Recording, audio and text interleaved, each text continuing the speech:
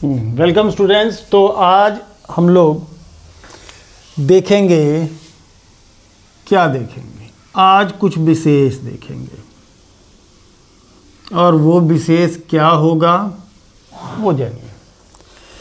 एक वीडियो मैं देख रहा था यूट्यूब पर एच.सी. वर्मा साहब का, ओके, और उन्होंने आईआईटी कानपुर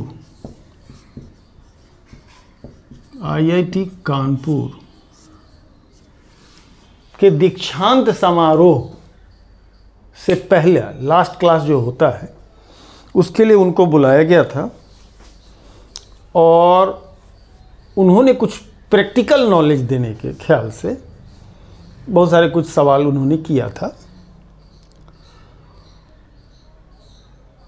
और सवाल किया, सॉल्यूशन उन्होंने नहीं दिया और सवाल का जवाब उनसे पूछा था। एक तरीके से उन लड़कों का क्या था, ये टेस्ट था। IIT Kanpur, IIT Bombay, IIT Kharagpur, तो ये सारे इंडिया के टॉप आईआईटी इंस्टीट्यूट है। इंडिया का क्या बोलेंगे हम, एशिया का।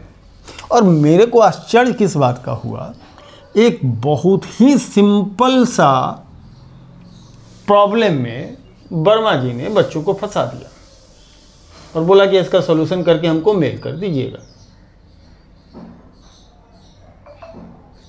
सोच करके आश्चर्य इस बात की होती है।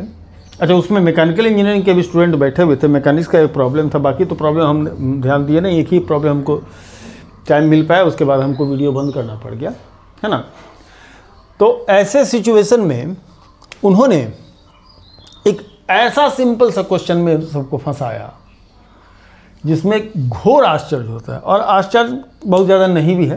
कारण क्या है कि फिजिक्स को लोग मैथमेटिक्स की तरफ पढ़ने लगे हैं भैया, और फिजिक्स को मैथमेटिक्स की तरफ पढ़ने का नतीजा है वो जो लोग रुक गए आईआईटी के उतने बड़े बड़े इंस्टीट्यूशन के जो फाइनल ईयर जो पास आउट हो चुके हैं, पास आउट नहीं होते शायद, उनका फाइनल चल रहा था, जो भी रहा होगा, लेकिन फाइनल सेमेस्टर के वो लोग स्टूडेंट्स थे और उनसे एक बहुत ही सिंपल मैकेनिक्स का प्रॉब्लम का जवाब उनके पास नहीं था। और वो क्या था सवाल, हालांकि उसमें उन्होंने एक लड़के को बुलाया, एक डंडा उसमें दिया और डंडा दे करके उसमें एक बैग को लटकाया और उसके बाद बहुत सारी प्रक्रिया, उसको यूट्यूब में आप देख सकते हैं, एच.सी. वर्मा इन आईआईटी कानपुर, वो चाहे तो आप उसको ओपन करके उसको देख लीजिए, है ना, यूट्यूब पर मौजूद है। और बार बार मैं जो कहता रहता हूँ कि भैया फिजिक्स को फिजिक्स की तरह देखिए, फिजिक्स को फिजिक्स की तरह, फिजिक्स के सिचुएशन को अंडरस्टैंड कीजिए। क्यों कीजिए, इसका जवाब हमको उस वीडियो में मिल गया। और आपको भी हम दिखाना चाहते हैं कि क्या बहुत ही सिंपल सा मिस्टेक उन लोगों ने किया और उसको पकड़ नहीं पाए। क्योंकि यहाँ पर तो एक स्टाइल हो गया है, जितने भी कॉम्पिटिटिव एग्जाम होते हैं एक स्टाइल हो गया है कि ये सर्टेन पॉइंट्स को हम लोग को ध्यान रखना है, कि ध्यान लिखिए, ये रख लीजिए कि लीनियर कंजर्वेशन मोमेंटम है, P will remain constant, F net equals to ma होगा। इस टाइप से कुछ बातें क्या की जाती है, याद की जाती है। सिचुएशन को समझने के तरफ लोग ध्यान नहीं देते हैं। ये सबसे बड़ी प्रॉब्लम है जो कंपटीशन में लड़के लोग मार खाते हैं। साल भर 2-2 साल मेहनत कर रहे हैं आईआईटी मेंस के लिए, एडवांस के लिए, नीट के लिए, लेकिन क्वालिफाई नहीं करते। उसके जड़ में कारण ही यही है कि क्वेश्चन ही आपको शायद नहीं समझ में आ चुकी, आपका कॉन्सेप्ट बेहतर नहीं, सिचुएशन को आप नहीं समझ पा रहे हैं, आप यही नहीं पाते। वर्मा जी तो खैर बहुत ही माहिर पर्सन है, बहुत बड़े लोग हैं, और उन्हें बड़ा सिंपल सा क्वेश्चन में उनको समझा दिया कि भैया आप लोग हैं क्या। मैं धन्यवाद दूंगा वर्मा जी का कि उनको अपनी औकात समझा दिए कि तुम जो कल को इंजीनियर बन के जाओगे, कैसे इंजीनियर होगे देख लो, है ना। यही उनका मेन मोटिव था कि देखो कि तुम कैसे इंजीनियर बनोगे, कैसा सिंपल सा क्वेश्चन में तुम फंस गए हो। अब जरा सा हम आपके साथ में उस क्वेश्चन को, उस प्रॉब्लम को, सिचुएशन को पहले बताते हैं। क्या था, उनके पास एक लड़का था जो कुछ सामान हाथ में लिया हुआ था, लेकिन मेरे पास नहीं है, लेकिन मैं बोर्ड में ही उसको समझाने का कोशिश करता हूँ।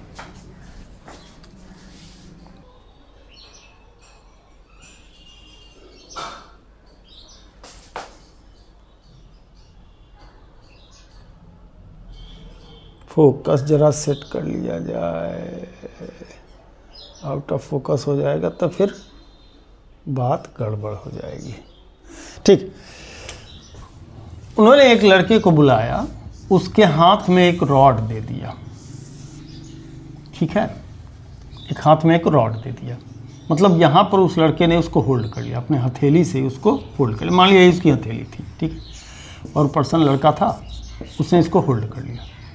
ठीक है, और पहले उन्होंने बैग को जस्ट यहाँ पर, एक बैग था, हैंड बैग, जो पीछे स्टूडेंट लोग क्या करते हैं, सस्पेंड करते हैं, वो नहीं डाल करके कोचिंग वगैरह जाते हैं, वही बैग था। और पहले उस बैग को यहाँ सस्पेंड किया उन्होंने, यहाँ पर उस बैग को सस्पेंड किया, ईजिली वो उसको होल्ड कर पाया। फिर धीरे धीरे उसको इधर लेके चलते चले गए, है ना, इधर ले जाया गया। जैसे जैसे इधर ले जाया जा रहा था, इस बच्चे को इस बैग को संभालने में उतना ही, इस लड़के को बैग को संभालने में उतनी दिक्कत हो रही थी। और जब कुछ दूर के बाद ये बैग को संभाल नहीं पाया और ये बैग गिर गया। उस जगह उस वीडियो में आप देखेंगे कि उसमें इन्होंने इसका रॉड समेत इसका टोटल वेट 2 kg माना था, 2 kg माना था। तो एक्टिंग फोर्स इस पर 20 न्यूटन के आसपास, 20 न्यूटन के आसपास लग रहा होगा, है ना। तो उन्होंने कहा कि चलिए, जब आप यहाँ पर ये कर रहे हैं तो इसके नीचे की तरफ 20 न्यूटन लग रहा है, तो ऊपर की तरफ आप भी जो है सो 20 न्यूटन लगा रहे हैं। तो इस ऐसे सिचुएशन में आप इसको बैलेंस कर पा रहे हैं। लेकिन जब जैसे जैसे इधर लेके जा रहे हैं तो आपका ये 20 न्यूटन है, 20 न्यूटन का फोर्स आप अब भी लगा रहे हैं, 20 न्यूटन का फोर्स आप अब भी लगा रहे हैं। लेकिन क्या कारण है, क्या कारण है कि ये गिर जा रहा है, या आपको इसको होल्ड करने के लिए यहाँ पर फोर्स बढ़ाना पड़ रहा है। तो फोर्स बढ़ाना पड़ा है, अगर यदि उतने ही फोर्स से आप इसको यहाँ होल्ड करते हैं तो ये गिर जाएगा, और नहीं तो यहाँ पर जो फोर्स लगाना होगा उसको क्या करना पड़ेगा, बढ़ाना पड़ेगा। यहाँ पर लगाने वाले फोर्स को क्या करना पड़ेगा, बढ़ाना पड़ेगा। उन्होंने पूछा कि देख ऐसे ऐसे था ये रॉड, और थैली को इधर लेते जा रहे थे, तो इसको होल्ड करने में उतनी उसको क्या हो रही थी, प्रॉब्लम हो रही थी। और जैसे जैसे उधर जा रहा था, ये लड़का अपना हाथ को और ऊपर की तरफ जो है सो काफ़ी टाइट कर रहा था, ऐसे कर रहा था, टाइट कर रहा था, है ना। तो वो पूछे वर्मा जी कि आप बताओ कि अब तुमको फोर्स बढ़ाना पड़ रहा है कि नहीं। तो बोले हाँ सर। तो आप क्या उम्मीद करते हो, कितना फोर्स लगाना पड़ता है। तो बोले कि 30 न्यूटन हो सकता है। बोले अब 40 न्यूटन हो जाएगा। तो बोले कि अब एक सवाल का जवाब उन्होंने पूछा, जब यहाँ पर रखे तो वो होल्ड ही नहीं कर पाया और वो बैग गिर गया। ठीक, बैग गिर गया। तो उन्होंने बोला कि चलिए, अगर हम इक्विलिब्रियम के हिसाब से सोचें तो यहाँ पर जब था ये, लेट सपोज कि यहाँ पर था, ठीक है। तो उन्होंने पूछा, उस समय तो नीचे 20 न्यूटन का फोर्स लगा रहा होगा, और उन्होंने पूछा कि ऊपर की तरफ कितना फोर्स लगा रहे होगे। तो बोले 40 न्यूटन के आसपास होगा सर, डबल लगा दिए हैं। तो बोले कि अब ये बतलाओ हमको, सभी लड़कों से उन्होंने क्वेश्चन किया कि अब ये बतलाइए आप लोग हमको कि वर्टिकल डायरेक्शन में 20 न्यूटन का फोर्स नीचे की तरफ लग रहा है, 40 न्यूटन का आप ऊपर की तरफ लगा रहे हैं, तो ये स्टेट ऑफ इक्विलिब्रियम में कैसे रह गया, ये स्टेट ऑफ इक्विलिब्रियम कैसे हुआ। क्योंकि वर्टिकल डायरेक्शन में तो फोर्स अनबैलेंस हो रहा है, फोर्स अनबैलेंस हो रहा है, तो कैसे आप क्यों नहीं इसमें डिस्प्लेसमेंट हो रहा है, क्यों नहीं 20 न्यूटन के फोर्स से ऊपर की तरफ एक्सीलरेट हो जा रहा है। करेक्ट है ना। तो उन्होंने कहा कि सर हम थोड़ा सा तिरछा फोर्स लगा रहे हैं, उसका एक कंपोनेंट इधर काम कर रहा है। कुछ लोगों ने कहा कि सर जो हम लोग फोर्स लगा रहे हैं अब वो तिरछा हो गया है, ऐसा ऑब्लिक हो गया है। तो ऑब्लिक हो गया है, ये जो फोर्स है उसका जो ये कंपोनेंट है वो अब 20 न्यूटन का है, और नीचे में इसके नीचे क्या होगा, 20 न्यूटन का फोर्स लग रहा होगा। तो वर्मा जी का ठीक है, चलिए। तो वर्टिकल कंपोनेंट तो मान लीजिए 20 न्यूटन से आपने बैलेंस कर लिया, इसका हॉरिजॉन्टल कंपोनेंट फिर कहाँ गया। तो हॉरिजॉन्टल कंपोनेंट के कारण डिस्प्लेसमेंट होना चाहिए, चूंकि अनबैलेंस्ड हो रहा है, अनबैलेंस्ड हो रहा है। करेक्ट। मैंने कुल मिला जुला करके 10-15 मिनट में लगभग आधे घंटे तक उसको वहाँ खिला दिए, और उनके लिए क्वेश्चन छोड़ दिए कि आप लोग इसका सॉल्यूशन करके हमको भेजेंगे। चलिए क्या समस्या थी, क्या समस्या थी, वो हम लोग ज़रा देखेंगे कि ऐसा क्या था जो उसको लोग नहीं समझ पाए और उसका जवाब ये लोग नहीं दे पाए। आईआईटी कानपुर फाइनल ईयर के स्टूडेंट मैकेनिकल इंजीनियरिंग के, आश्चर्य है। तो हम लोग देखते हैं कि इसके पीछे का मैकेनिज्म क्या है। सिचुएशन को समझिए। आपके पास जब थैला होता है, मान लीजिए आप एक थैले को होल्ड करते हैं, आप थैले को होल्ड करते हैं, मान लीजिए एक थैला है, आपने होल्ड किया, वेट इधर लग रहा होगा, आप उसको ऊपर की तरफ खींच रहे होंगे, जितना लग रहा होगा, जितना ऊपर लग रहा होगा उसको आप खींच रहे होंगे, करेक्ट, ठीक है। लेकिन अदर देन दैट जब सिचुएशन इस तरीके की होगी, तो सिचुएशन जब इस तरीके की होगी तो क्या बात आएगी, उस मैकेनिज्म को वहाँ पर जो है सो हम लोग थोड़ा समझना चाहेंगे।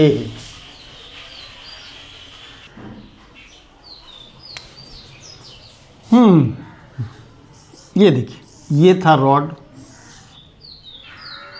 और इसको मान लीजिए आपका ये हथेली है, जो एरिया कवर करके आपने उसको होल्ड किया, ठीक है। जब भी इसमें कोई बैग आप सस्पेंड कर देते हैं तो मान लीजिए एक फोर्स तो यहाँ लग रहा है जो कि इसका वेट होगा, और यहाँ पर एक कन्फ्यूज़न है। जब रॉड से आप इसको होल्ड करने की कोशिश करते हैं तो जो पहला कन्फ्यूज़न ये जनरेट होता है, वो कन्फ्यूज़न ये है कि यहाँ पर कहा जाए एक फोर्स ऊपर लग रहा है, नहीं जी, यहाँ पर दो फोर्स लग रहे हैं, यहाँ पर एक साथ दो फोर्स लग रहे होते हैं। कैसा, आपने इसे होल्ड किया है ना, ये उंगली ऊपर की तरफ और ये हाथ नीचे की तरफ, सोच के देखिए। जब भी आप इस तरीके से यहाँ पर किसी वजन को होल्ड करेंगे तो आप एक यहाँ देखिए, ये ऊपर की तरफ और ये चीज़ ये देखिए, ये यहाँ हमारे ज़रा गौर कीजिएगा, है ना, इसको ऊपर की तरफ और इसको नीचे की तरफ। यहाँ पर कोई वेट लगाने की, इसको काउंटर बैलेंस करने के लिए आप देख सकते हैं कि एक फोर्स को हम क्या कर रहे हैं, ऊपर की तरफ लगा रहे हैं, दूसरे फोर्स का ये वाली उंगली, ये देखिए, इससे नीचे की तरफ यहाँ दो फोर्सेज लग रहे हैं। यहाँ पर भैया दो फोर्सेज लग रहे हैं, ये एक ऊपर की तरफ लग रहा है और ये एक नीचे की तरफ लग रहा है ना। ये ऊपर नहीं, उल्टा हो गया जी, ये ऊपर की तरफ और ये नीचे की तरफ। फिर से देख लीजिए, ये ऊपर की तरफ, यस, नहीं, ये ऊपर और ये नीचे, लिए बिल्कुल सही, पहले ही सही बनाए थे। ये ऊपर की तरफ और ये नीचे की तरफ, सिचुएशन के हिसाब से देख लीजिए प्रैक्टिकली। तो यहाँ पर एक्चुअल में एक नहीं बल्कि दो फोर्स लगा रहा है, ठीक है। और ये किस तरह का फोर्स है, जैसे किसी कैप को आप खोलने की कोशिश करते हैं तो एक कपल लगता है ना, जैसे मान लीजिए कोई ढक्कन है, कोई जार है ना, कोई जार है, जार का कोई ढक्कन होता है, तो क्या होता है वहाँ पर, जार का कोई ढक्कन होता है, तो मान लीजिए ढक्कन है, तो आप क्या करते हैं, ऐसे जब पकड़ते हैं तो एक फोर्स को अंदर की तरफ, एक फोर्स को बाहर की तरफ, ऐसा है ना, एक फोर्स को बाहर की तरफ, मतलब इधर आप किसी चीज़ को ट्विस्ट कर रहे होते हैं, खोल रहे होते हैं, तो ये फोर्स इधर लग रहा होता है ना, और ये फोर्स इधर लग रहा होता है। तो ऐसे में यहाँ पर पेयर ऑफ फोर्सेज लग रहे हैं, यहाँ पर कपल लग रहा है, एक सिंगल फोर्स नहीं लग रहा है, कपल लग रहा है, कपल। और मात्र इतना सिंपल सा बात आईआईटी कानपुर के बच्चे कंफ्यूज हो, उन्होंने दे दिया कि भैया इधर 20 न्यूटन का फोर्स लग रहा है, तो अब आपका 30 न्यूटन का ऊपर काहे हो जा रहा है, 30 न्यूटन का ऊपर काहे हो जा रहा है। उसके पीछे का रीज़न ये है कि यहाँ पर अब तीन फोर्सेस लग रहे होंगे, एक तो फोर्स इसके वेट के बराबर, यहाँ पर कोई F1 काम कर रहा होगा, यहाँ पर कोई F2 काम कर रहा होगा। डेफिनेटली यहाँ जो दोनों साइड में जो फोर्स लग रहा है वो सेम नहीं होगा। आप उसको होल्ड कर रहे होंगे तो यहाँ ये बीच वाली उंगली, ये फोर्स ज़्यादा होगा, ये कम होगा, है ना। यहाँ पर तो वेट आपने सस्पेंड कर दिया, ये आप इसको देखिए, इसके वेट सस्पेंड कर दिया, ये नीचे की तरफ जाने की कोशिश करेगा, और इससे आपको उसको होल्ड करा है और इससे, तो यहाँ पर आपका क्या हो रहा है, नीचे की तरफ ये फोर्स, नीचे की तरफ इधर फोर्स, और ये फोर्स क्या हो रहा है ऊपर की तरफ, और ये फोर्स लग रहा है ऊपर की तरफ। डेफिनेटली यहाँ पर F2 जो है काउंटर बैलेंस कर रहा है F1 को और इसके वेट को। बहुत ही सिंपल सा सवाल था और इसको उन्होंने नहीं समझा। यहाँ पर एक्चुअल में क्या हो रहा है, यहाँ पर रोटेशनल मोशन हो रहा है। ये जो देख रहे हैं एक्सिस, ये बीच में जो एक्सिस बन रही है ना, ये जो एक्सिस बन रही होगी है ना, इस एक्सिस के अबाउट, इस सेंटर के अबाउट जो उसकी हथेली है, ये जो हमारी हथेली से होल्ड किए हुए, तो यहाँ इस एक्सिस के अबाउट, इस एक्सिस के अबाउट नहीं सॉरी, इस एक्सिस, ये एक्सिस होगा, ये एक्सिस होगा है ना। ये एक ऐसे एक लाइन सोचिए जो हमारे दोनों हथेलियों के बीच से क्या हो जा रहा है। इस एक्सिस के अबाउट हम इसको क्या कर रहे हैं, ट्विस्ट दे रहे हैं है ना, टर्न करा रहा है। यहाँ पर हम एक क्या टॉर्क को जनरेट कर रहे हैं, यहाँ एक टॉर्क जनरेट हो रहा है, तो हमने यहाँ पर एक टॉर्क जनरेट कर रहे हैं, टॉर्क जनरेट कर रहे हैं। और इस सिचुएशन में एक डिफरेंस ये है कि यूजुअली जब बोतल खोलने के लिए चलते हैं तो जितना फोर्स इधर लगाते हैं उतना ही फोर्स हम लोग इधर लगा रहे होते हैं। तो acting forces, acting anti parallel forces for the couple जो होता है वो सेम होता है इस सिचुएशन में। लेकिन ये जब आप एक बैग को यहाँ पर टांग करके उसको होल्ड करने की कोशिश कर रहे हैं तो उस समय जो यहाँ पर भी कपल लग रहा है, यहाँ पर भी कपल लग रहा है, लेकिन दोनों फोर्सेस सेम नहीं है, दोनों फोर्सेस सेम नहीं है। तो ऐसे सिचुएशन में F2 आपका ये ज़्यादा होगा। आप ये महसूस करेंगे कि ये जो उंगली है यहाँ जो लग रहा है, ये आपका ज़्यादा होल्ड करेगा। ये अंगूठे से नीचे की तरफ जो हम दबा रहे हैं ये कम है, कंपैरेटिव कम होगा, ये दुख जाएगा आपका। यहाँ पर आपको प्रेशर काफ़ी महसूस होगा है ना। ये ऐसा होल्ड करने के लिए आपको खुद से फील करके देख लीजिए। तुम फिजिक्स को आप मैथमेटिक्स की तरफ देख लिए कि भाई ऊपर की तरफ फोर्स लगा रहे हैं कुछ और, नीचे की तरफ लग रहा है कुछ और, तो net displacement, net force upward direction में होना चाहिए। आपने सिचुएशन को एनालाइज ही नहीं किया, सिचुएशन को आपने एनालाइज ही नहीं किया कि भैया सिचुएशन में हो क्या रहा है, सिचुएशन में यहाँ पर कितने फोर्स लग रहे हैं। आपने जो हथेली में पकड़े हुए हैं यहाँ 2 फोर्स लग रहा है, इसको एनालाइज ही नहीं किया, इसलिए कि आप सिचुएशन को समझते नहीं है। फिजिक्स को फिजिक्स की तरह नहीं देख रहे हैं, फिजिक्स में मैथमेटिक्स घुसा के बैठे हैं, तो प्रॉब्लम अटकेंगे। आप IIT कानपुर से हो, IIT बॉम्बे से हो, क्या फर्क पड़ता है। तो ऐसे सिचुएशन में ये यहाँ पर 2 फोर्सेस लगता है और 2 फोर्सेस लगने के कारण क्या होता है कि ये फोर्स हमारा इन दोनों फोर्सेस को काउंटर बैलेंस करता है। यहाँ पर वर्मा जी ने बड़ा अच्छे तरीके से उनको फंसा दिया, एक फोर्स का नाम लिया, दूसरे को बताया नहीं, वो छिपा गया कि यहाँ पर कपल जनरेट होगा। सोचिए आप कि कपल होगा कि नहीं होगा, करेक्ट है ना। और अब देखिए जो लोग, हालांकि हम अभी रोटेशनल मोशन हमने पढ़ा का कोई वीडियो नहीं डाला है, इसलिए हम अपने को रेफर नहीं कर पाएंगे, लेकिन जो लोग जानकार हैं वो अपना समझ सकते हैं। यहाँ पर क्या होगा, F1 F2 के कारण जो टॉर्क डेवलप करेगा और W के कारण, देखिए इसके कारण एंटी क्लॉकवाइज टॉर्क, इसके कारण भी एंटी क्लॉकवाइज टॉर्क है ना, इसके कारण एंटी क्लॉकवाइज टॉर्क और इसके कारण क्लॉकवाइज टॉर्क।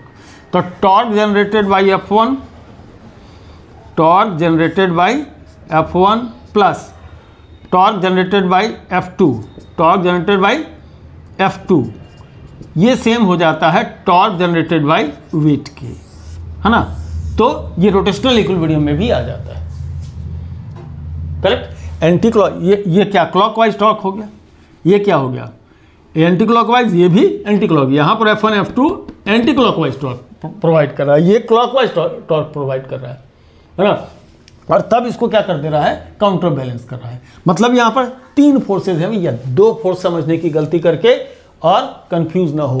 तो ये छोटा सा वीडियो बनाने के पीछे का मेरा कारण ये था कि मैं ये दिखलाना चाहता था, समझाना चाहता था, जो भी हमको फॉलोअप कर रहे हो या जब भी करेंगे, कि कभी भी फिज़िक्स के किसी भी प्रॉब्लम को फिज़िकल सिचुएशन के हिसाब से देखिए। आप हमारा पिछला वीडियो को देखिएगा तो हम उसमें फिज़िकल सिचुएशन क्या क्या हो रहा है, क्या कौन कौन सा स्टेप हो रहा है, क्या हो रहा है, उसके हिसाब से सोचिए और तब मैथमेटिक्स को उसमें अप्लाई कीजिए। एग्जाम्पल में मैं इसके लिए एक बहुत बेहतरीन एग्जाम्पल लेते हैं। आप स्वीट डिश खाते हैं, है ना। स्वीट डिश का मतलब चीनी तो नहीं होता है। क्या होता है स्वीट डिश का मतलब? चीनी। चलिए कुछ देर के लिए मान भी लेते हैं, हो सकता है तो चीनी, लेकिन चीनी स्वीट डिश नहीं होता है। तो स्वीट डिश जैसे कोई भी बनाते हैं उसमें बहुत सारा मेवा, खोया या और कुछ भी उसमें क्या होता है, लगता है, ठीक है। ये एसेंशियल है कि उसमें चीनी डलेगा, कुछ ना कुछ मीठा डाला जाएगा, तब वो स्वीट डिश होगा।